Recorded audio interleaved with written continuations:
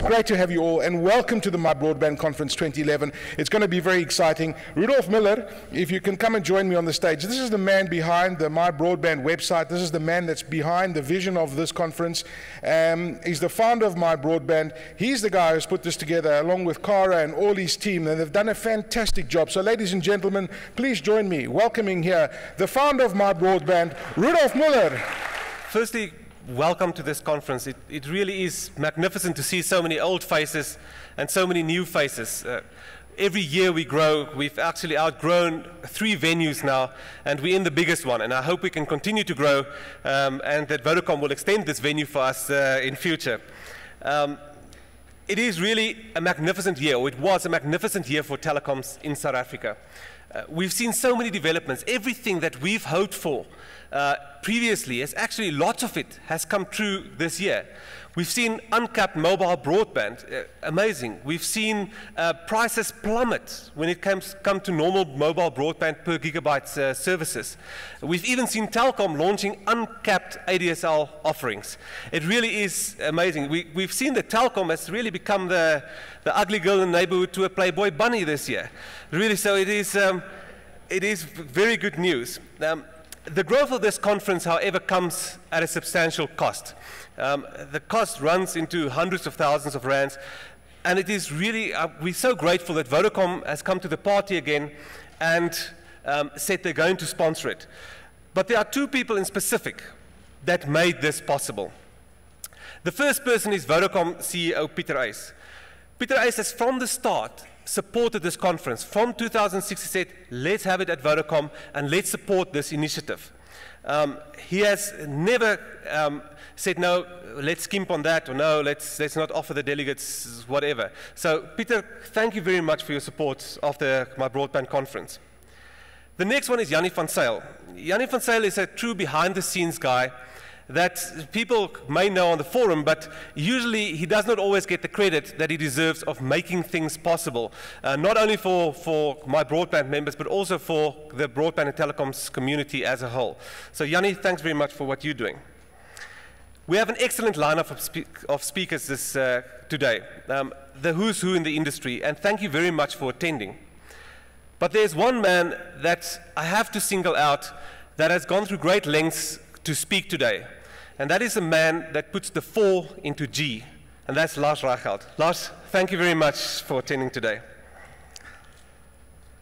Behind the scenes, Aki has already thanked them, but Cara and Simone from MyBroadband, and Muriel and Graham from Vodacom, they've worked tirelessly to make this possible. It may seem very easy to get everything so smooth, but it really takes a lot of work. And then to the best MC in the industry, without a doubt, is Aki. Thank you very much for being the MC again today. Mindset Learn and Let's Talk Network, thank you very much for streaming. For the guys that are listening in Cape Town, Durban, or wherever else, please stay on the chat lines. There will be prizes for you as well, and you will be able to pose questions to the speakers during the event. 2 groups just specifically to the MyBroadband forums that we have to thank the MyBroadband moderators. It's certainly not easy on those forums with so many vested interests and so many different views. And then Hetzner, our hosts. I can say we often get offers to say, listen, you're a very high-profile website, we'll offer you free of charge. When somebody says that, I know you have no idea. Because to host MyBroadband causes you sleepless nights. So Hetzner, thank you very much. Now, one of the biggest problems, as you may have seen, is to get these speakers. As Aki has said, to get these speakers' presence is very difficult. These guys, as they have a C in front of their name, they are fairly well-heeled. From the bonuses that I've seen in the annual reports, they really don't need a handout from MyBroadband. And they're also tech guys, so they have basically every single gadget around. It is not easy to find them gifts. They all have smartphones, that we know. But what we have seen is that most of them are middle-aged men. Many of them that started their careers at Telkom. So what we got them is something that will make them feel comfortable. It is a Bluetooth headset, and this is indeed a fully functional Bluetooth headset.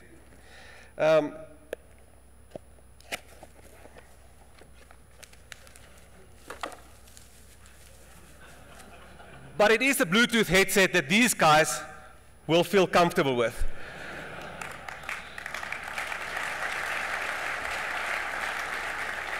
So to the speakers, I'm hoping I'll see you next time that you'll speak on your Android or iPhone device on this headset.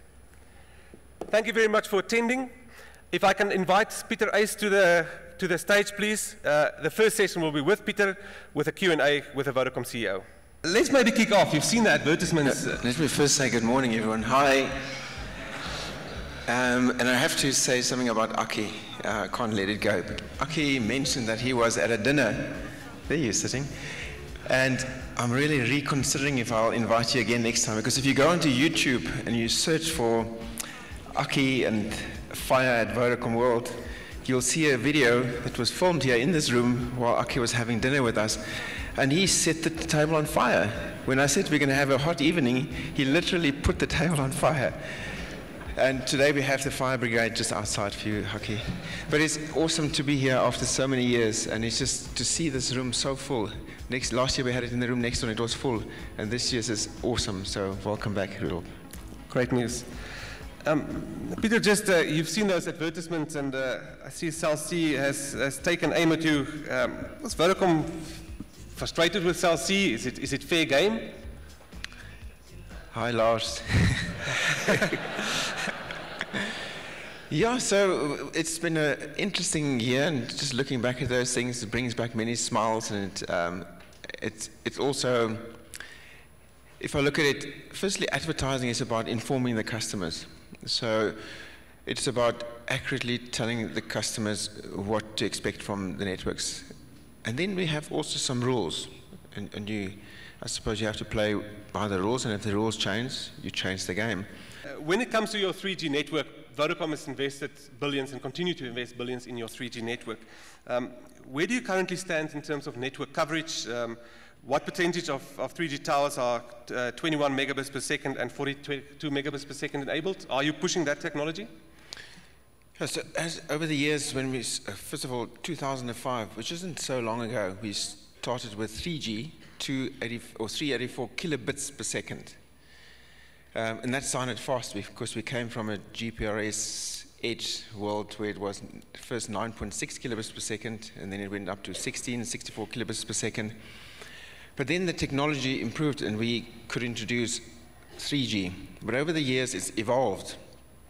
So when you look at 3G evolving to 14.4 megabits per second, it was kind of one technology. But then there was a quantum leap where they started pushing the boundaries, and they introduced something that's called, I'm not sure what it stands for, QAM, Barry, what is it, quadrature amplitude modulation, 64, and that pushed it from 14 megabits per second to 21 megabits per second, where it was suddenly possible to get speeds on a mobile that was previously only possible on wires. If you now have one of these 21 megabits per second and you add two of them together, you have two transceivers, you can actually double it. Then they've gone even further. They're now introducing something called MIMO, where you have multiple antennas transmitting.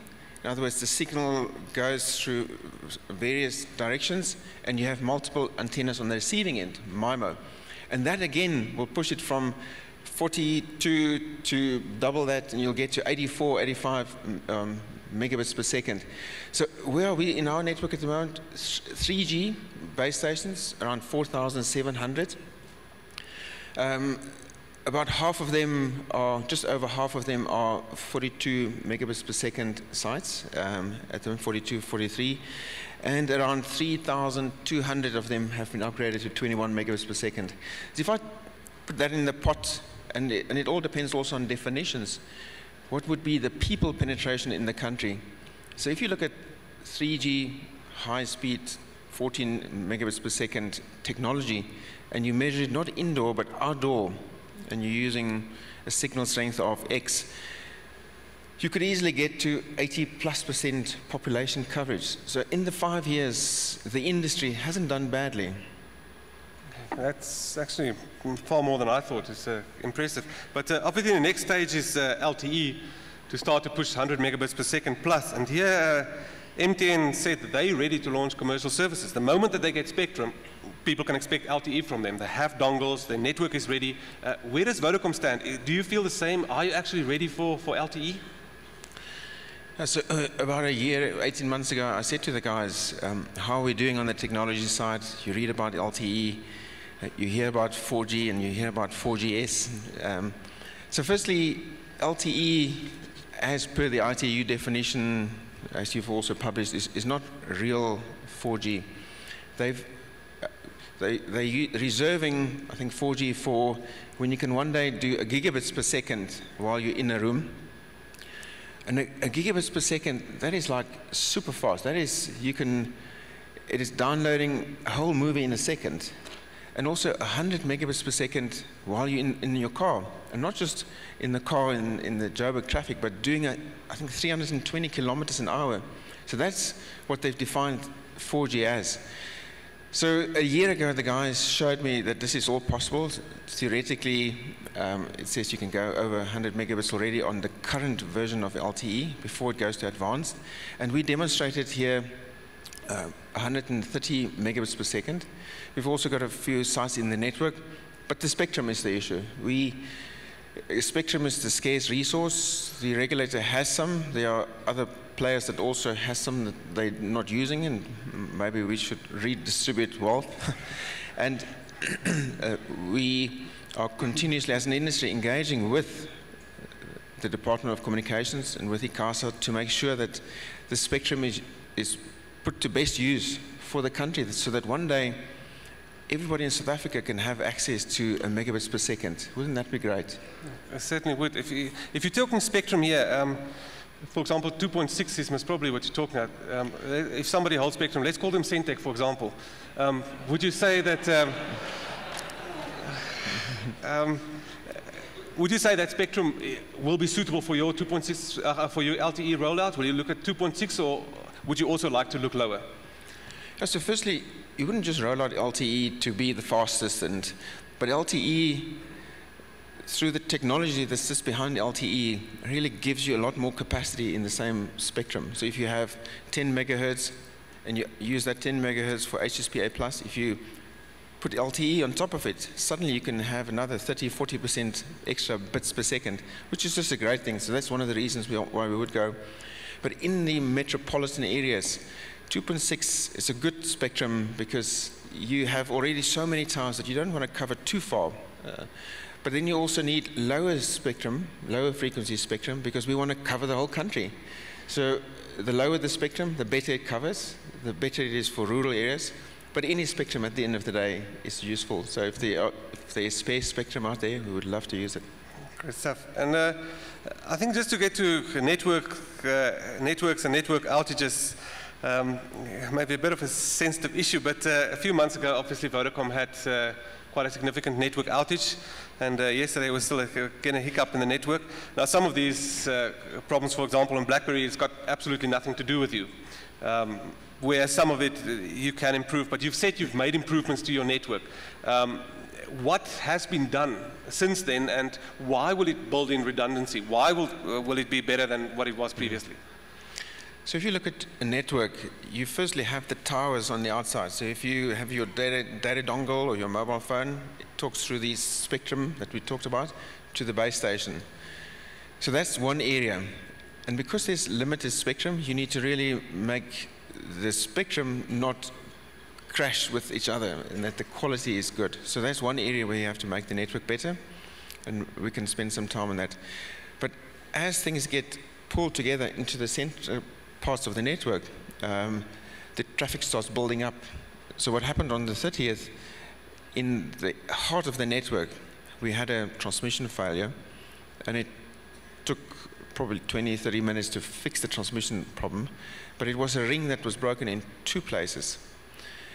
Now, what happened then, because this was at the heart of the network, so many people tried to call in that half an hour that when this link was closed again, everybody started going through, and it just overloaded the signaling network, and it just became worse and worse. So it was like a snowball. So what we've done is we've looked at all those places in the network where it is possible to happen. We had a similar event 6 years ago, and we've now not put in just double redundancy, but triple redundancy in all of those areas. So I feel pretty sure that the core of the network is well protected now. Then on the radio part, we've put a lot of effort into upgrading firstly the radio network, the base stations, to the latest technology. But while we were upgrading, we couldn't really optimize all the frequencies, which we've now done in the last 3 months, but it's also a process. So you should definitely have a better quality experience, at least here in Gauteng. In fact, when I drive home, I can now easily drive from home, and I change my route all the time, to the office without dropping a call. So there has definitely been a big improvement. One issue that consumers have always highlighted, that a trend that Lars actually started in at the end of last year, is that mobile broadband prices plummeted. They were, or let's say promotional prices plummeted. Deals came out, Cell C was first, but then MTN followed up. Vodacom actually launched their own promotion for 149 for 2 gigs, and then ATA came in for 199 for 10 gigs, just magnificent prices. What's stopping Vodacom from launching the same kind of deals as we've seen in the market, these aggressively priced promotions? So as you correctly said, we've also had our promotions. So we had the Morfire 2 gig promotion at 149, and you'll see more promotions. Christmas is always a good time to have promotions. So at the moment in the market, there are plenty of promotions, and it's good for the consumers. If you look at the tariffs outside the promotions, I think everybody's more or less in the same space. But at the moment, as you say, with a lot of new players, there's a lot of promotional activity in the market, both voice and data. And that will continue for a while, I suppose. But are you saying that people must keep their eyes on Christmas promotions in the data space? There may be something from Vodacom there?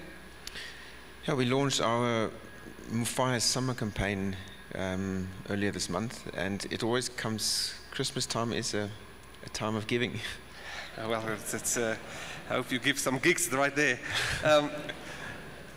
Uncapped is all the rage. A company that said previously that uncapped is a very difficult, challenging model that's in the form of telecom, although it's fixed line, has now come out to say the time is actually right. They could build a sustainable business case on uncapped broadband.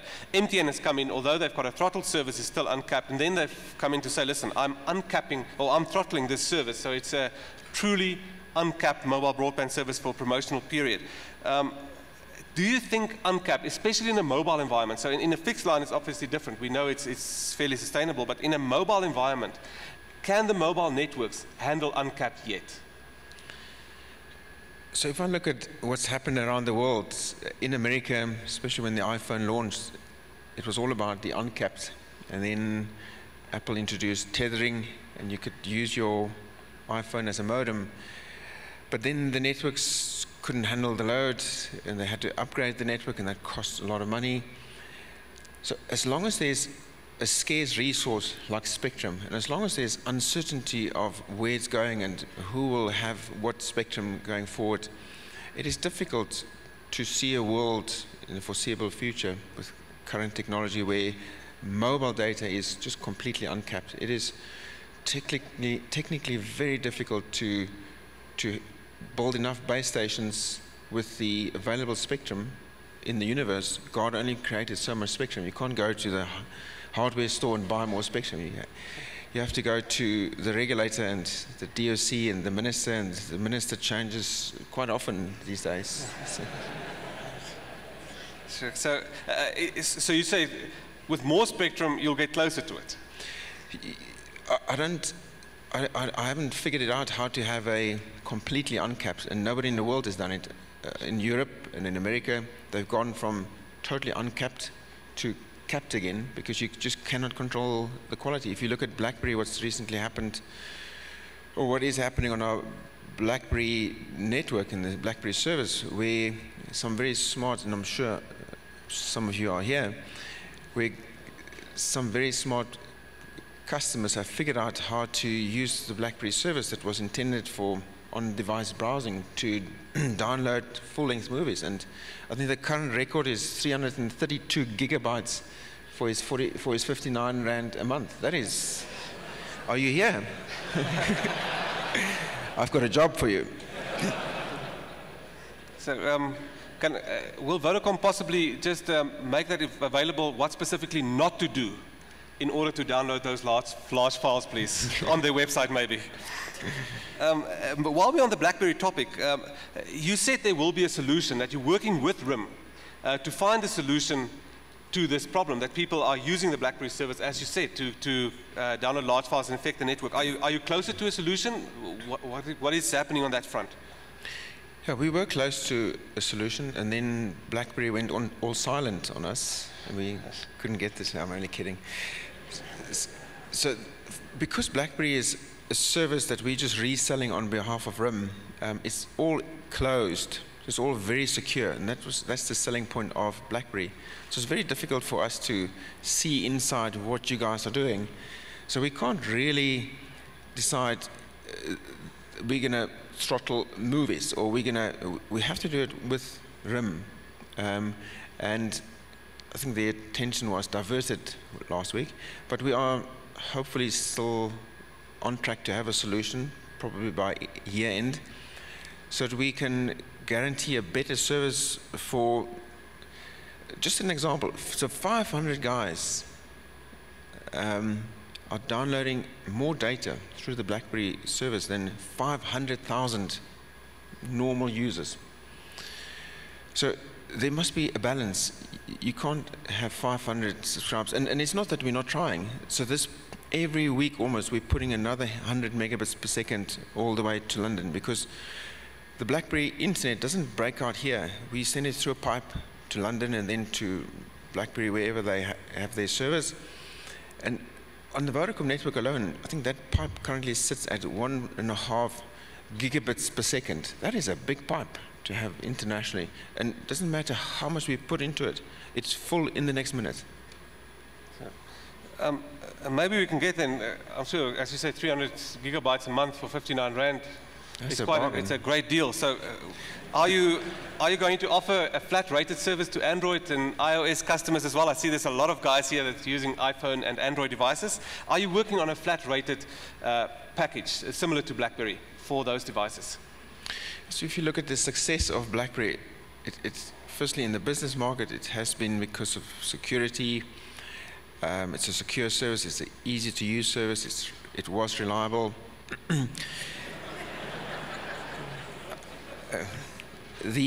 On the consumer side, it is a service where you pay a fixed fee and you know what you get. Going forward, you will definitely see, not just here, not just from us, but from everybody, more and more of these bundled services where you have certainty, you pay X and you get Y for it.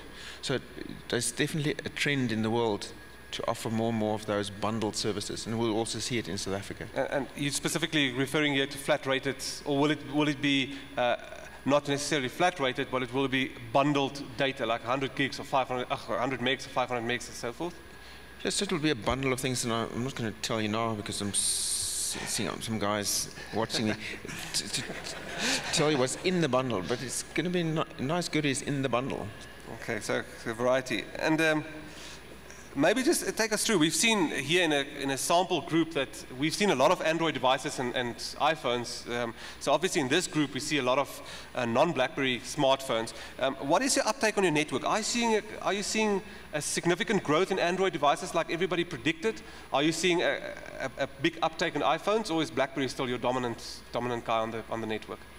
So on the smartphone side of the business, that's where the growth is at the moment. And I'm still predicting that in 2 years' time, all phones will just be smartphones. The prices have really collapsed. Last year, we were talking about a sub-$100 smartphone running a full operating system, and now it's possible. And the $100 will become $50. And one day, you will not get any phone that's not a smartphone.